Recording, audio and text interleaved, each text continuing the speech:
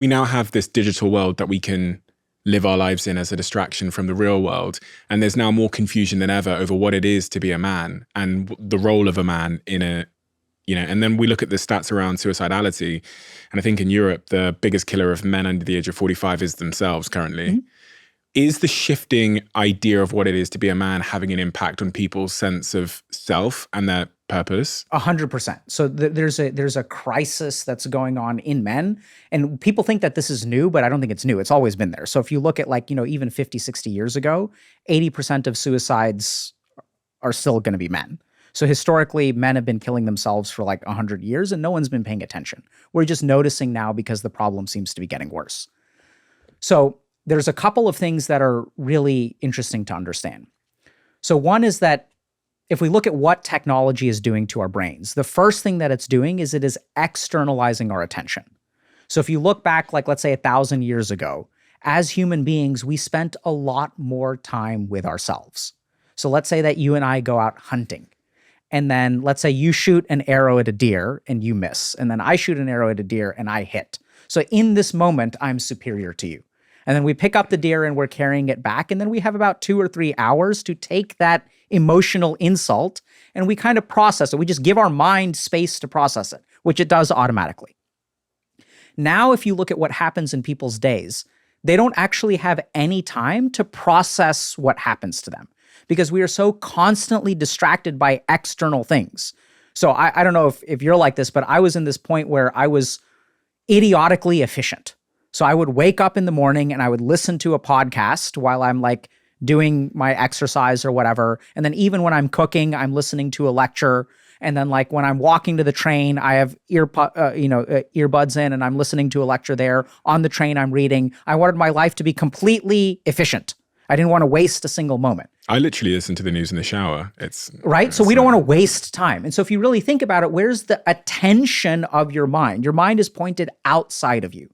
And so then what happens is once we do not pay attention to ourselves, we lose sight of our internal signals. Literally in the same way that if you raise a child in a dark cave, the photoreceptors in their eyes won't develop. They will atrophy. So anything that the mind does not get access to will start to atrophy. If I don't practice Spanish, I'm going to forget Spanish. The brain is a very efficient organ. So as we externalize our attention, we lose sight of our internal signals. We don't know who we are anymore. And now if I don't know who I am, how do I figure out who I'm supposed to be? I pay attention to the outside. Where are the answers? They're on the outside. So this person is talking about masculinity. This person is talking about what it means to be a man. This person is talking about what it means to be a man. And now since I don't have any internal source of information, I'm trying to figure out what it means to be a man from the outside world. And this is when men get truly fucked.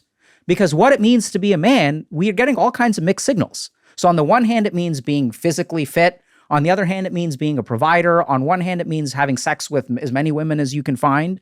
On the other hand, it means having sex with just one woman and being a really solid man and being a good father. And then there's also people telling us that being a man means that you're shit, right? That you're toxic, that your testosterone level makes you violent, that you're evil, that you're privileged, that there's a patriarchy, all this kind of stuff. So we're getting all this information from the outside about what it means to be a man.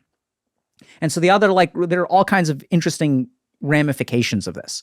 So men in today's society are not allowed to complain. So if you complain and you're a successful person or a privileged person, everyone is going to think you're arrogant. Everyone is going to think, oh my God, who's this fucking guy? This guy doesn't know what my life is like. How does he have any right to complain? And even your mind will tell you this.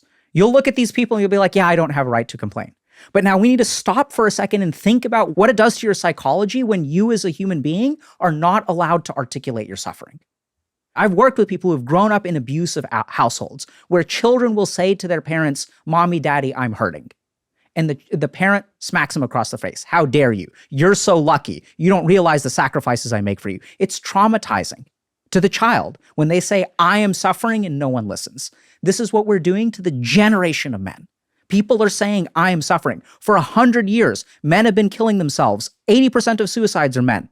The most dangerous thing for a man under 45 is themselves. And these people have been literally killing themselves because no one has been listening to them. So in the same way that you grow up with as a child in a household that's abusive, where no one takes you seriously, no one listens to your suffering, and now we even have successful men who are not allowed to complain. So the psychological impact is the same. Anytime you have a human being who is suffering in some way and they cannot find connection with another human being, they cannot find compassion with another human being, that person is going to feel isolated. And if you look at the statistics on suicide, it's very interesting. So the number one thing that correlates with male suicide is not depression, and this is super scary. There's one study I saw recently that suggests that 50% of men who kill themselves have no history or evidence of mental illness.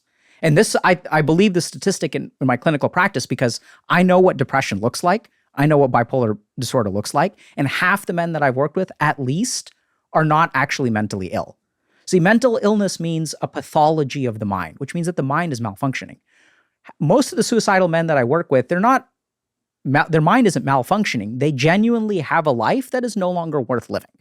They're looking at things and objectively realizing that there's no way out of this situation. So they turn to suicide. So I know it's kind of like a very controversial statement, but I think that's what my clinical practice has shown, and there's some research to even back that up. So if we sort of look at what's going on with men, we're sort of, they have nowhere to turn to, and the number one thing that correlates with it is not mental illness, but is a sense of thwarted belongingness. So this is kind of like multivariate regression analysis. But basically what happens is what causes people to kill themselves is they try to connect with others and they get rejected. So it's specifically a very specific research term called thwarted belongingness. So I try to belong to a group, and that group, or multiple groups usually, will thwart my attempts to join the tribe, to join the community. And this is what actually correlates a lot with suicidality. So what's going on with men right now is that we really don't allow them to suffer, because then you're not manly. And we're so externalized with our attention that we're not connecting with ourselves. And so we're looking to other people to tell us what it means to be a man. But that may or may not work for you, right? That may have been what worked for them. So then we kind of get into this problem where we're disconnected from ourselves. And then the world doesn't accept us. We're not allowed to suffer. And that's what creates the problem. What is the remedy to this? So I think the first thing is we must reconnect with ourselves. Right? So when you're kind of saying why does everyone think, oh, I need to achieve this, I need to make this money and things like that. Where did you learn that you should do all that? You learned all that from the outside. Instagram, right? So we get fed all of these ideas because if you look at all these influencers, what are they doing? They're never crying. They're smiling. Some of them will even pay very attractive women to take pictures with them. Well, some of them are crying, but they're crying and uploading it for ulterior motives, right? Absolutely. And I think a lot of them are genuinely suffering too. But then it's also there's all kinds of weird stuff going on. So one thing is people say that men, we don't allow men to be emotional nowadays, but people say, oh, men are allowed to cry. So this is something that I experienced even in my marriage where we allow men to cry, but we don't allow men to be angry. But why are men no longer allowed to be angry? You just think about it for a second. So anger is just a completely normal emotion, right? But if I'm in a situation where I'm in an argument with my wife and I feel emotion A and I express emotion A and she feels emotion B and she expresses emotion B, these two things should be equal, right? We as both human beings get to express what we feel. Now, in the case of me expressing anger and her expressing sadness, she's crying and I'm yelling. Suddenly, I become a villain. It's so interesting. I saw a viral tweet yesterday. It was someone Googling, my wife is yelling at me, what should I do? And then my husband is yelling at me, what should I do? When they Googled, my husband is yelling at me, what should I do? Domestic violence helpline comes up as a Google pop-up. When you Google, my wife is yelling at me, what should I do? Nothing comes up. Yeah. Because obviously, as you said, in the case of villainization, I know that most domestic violence comes from men, but it's interesting that we see the emotion, we interpret the emotions entirely differently because of that. Absolutely, right? So we as a society will say oh, men need to be in touch with their emotions, but not anger. And then this is what really screws men, because as men, we are socialized and conditioned to only feel anger.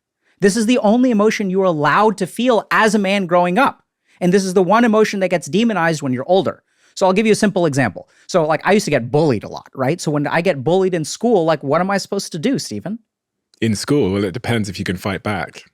Absolutely, right? It's fighting back. Like, you didn't say talk to the teacher. You didn't say ask for help. You didn't say cry about it, because if I cry about it, what's going to happen, Stephen? You're going to get bullied more. Absolutely. So we turn every emotion. So men experience anger as something called an umbrella emotion. We literally suppress and are conditioned to suppress all other emotions except for anger. And then if you talk to men about their experience of life, anger is always the first thing that comes out of their mouth. Someone breaks up with you. How do you feel about it? Do you feel ashamed? No, that's not what we say. I feel pissed off. How could she do this to me? And then we vent that anger on the internet, and then this turns into misogyny, right? And then we get demonized for it. And it's not that there isn't, we should be harshly judged if we act on those kinds of emotions. I'm not saying that that's the case.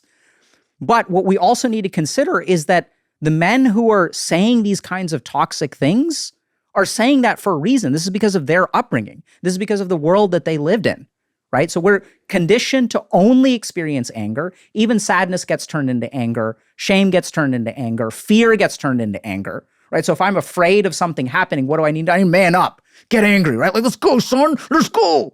This is the emotion that we tap into to overcome fear. So we don't feel any of those other emotions, and we're left only feeling anger. At the very heart of aggression, I heard someone say to me once that at the very heart of aggression is some kind of insecurity.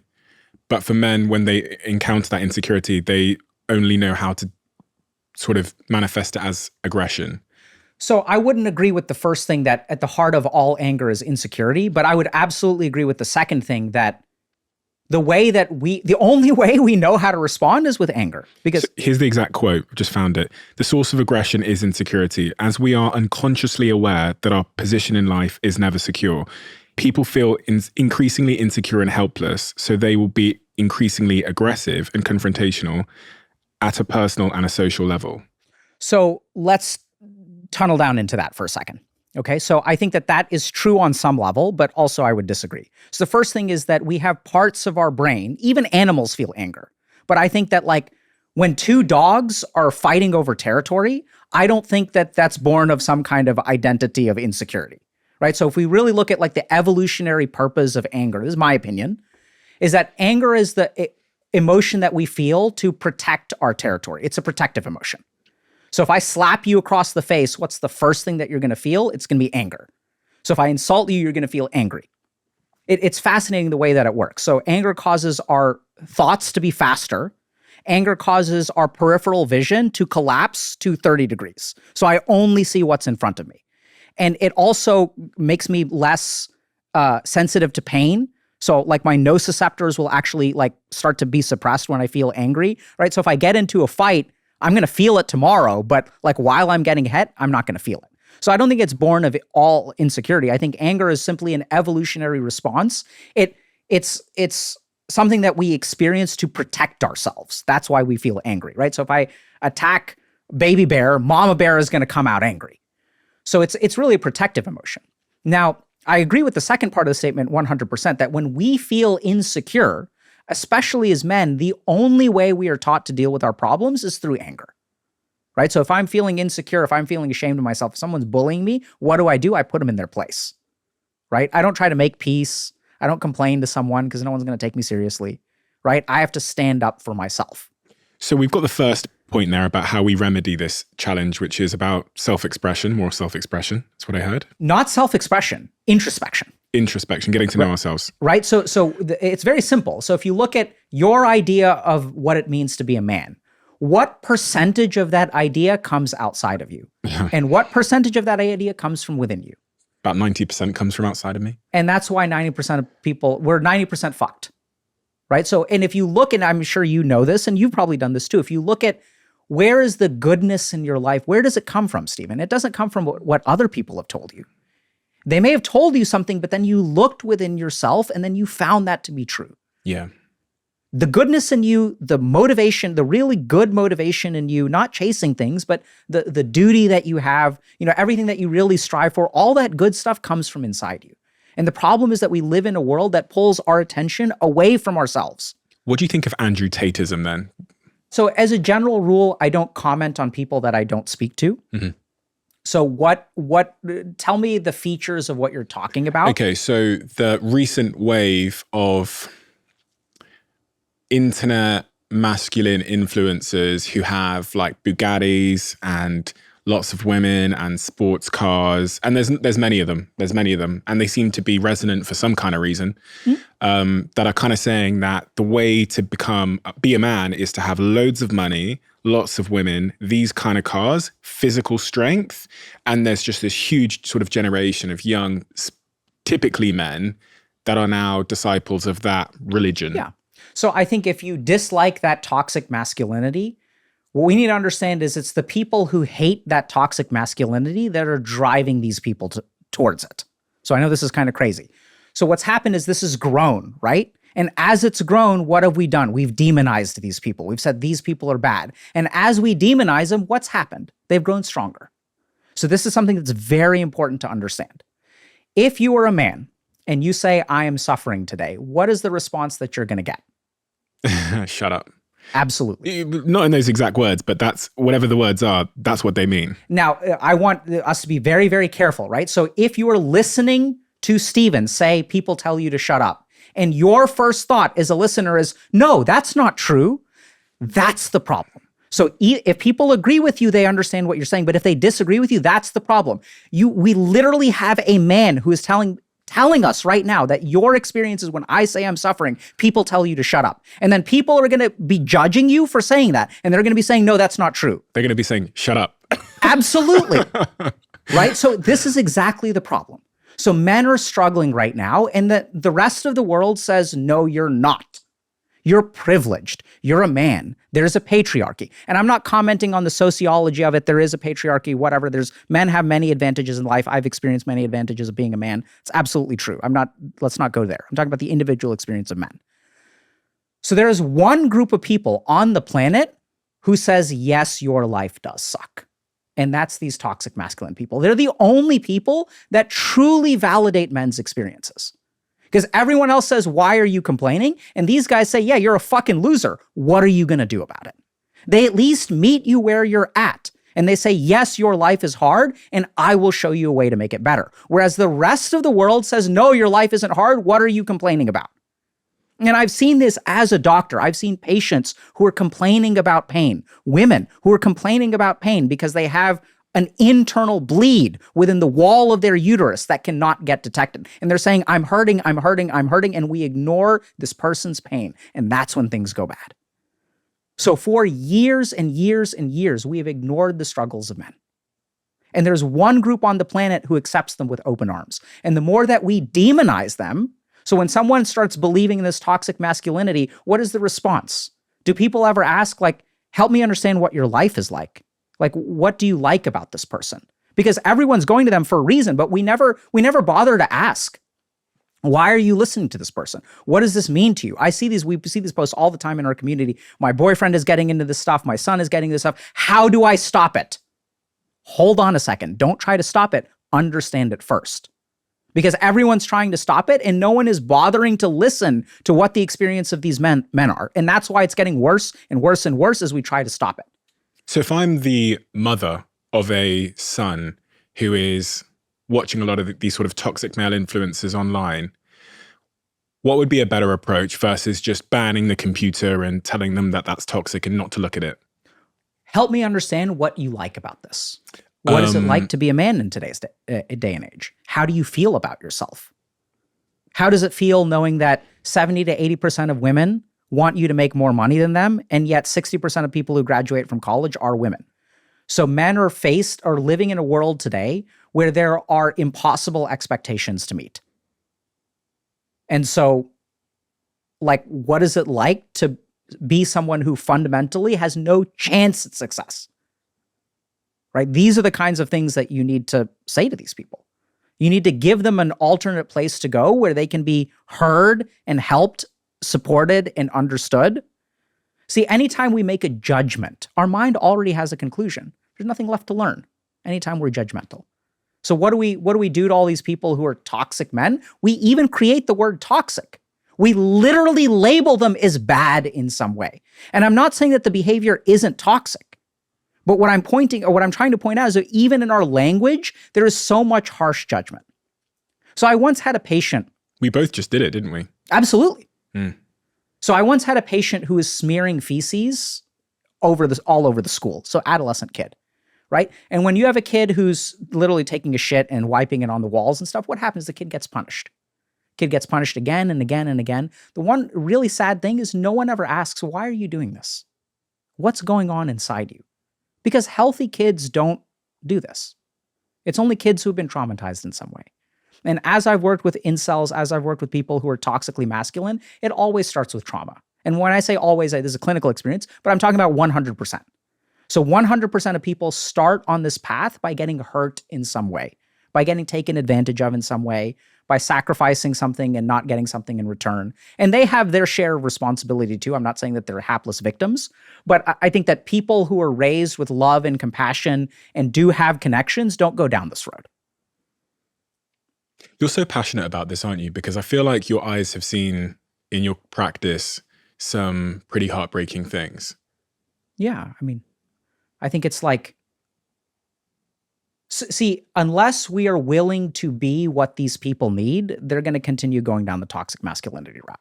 Someone needs to start offering these people safe haven, no matter what they say, or not no matter. I think there should be consequences for actions. But so this is as someone who's worked in a jail, right? So, and this is what's kind of interesting if you really think about it. People will judge me for talking to or even trying to support people who are toxically masculine. And they're like, oh my God, you're such an asshole. You're giving these people a platform. How could you make the world a worse place? And then I tell them I worked in a jail for 3 months. And they're like, oh, look at you. You're so compassionate. You're working with these people who are like criminals. And like, oh my God. I don't think they realize that anyone you see on social media is 10 times better than the people that I worked with in jail. These are people who are actual pedophiles, actual rapists, right? Not just talking about it. Maybe the people on social media are too. I don't know. And so it's really interesting the way that our mind automatically judges things. And so if we really want to fix this problem, and I think we need to fix this problem, it's just my take. I mean, I'm not I'm a big fan of like compassion and trying to support other human beings. I'm not saying that that's always the right answer. I think sometimes you may need things like war or violence or whatever. I mean, there may be causes for it. But generally speaking, I think that like demonizing these people isn't working. If you love the Diary of a CEO brand and you watch this channel, please do me a huge favor. Become part of the 15% of the viewers on this channel that have hit the subscribe button. It helps us tremendously, and the bigger the channel gets, the bigger the guests.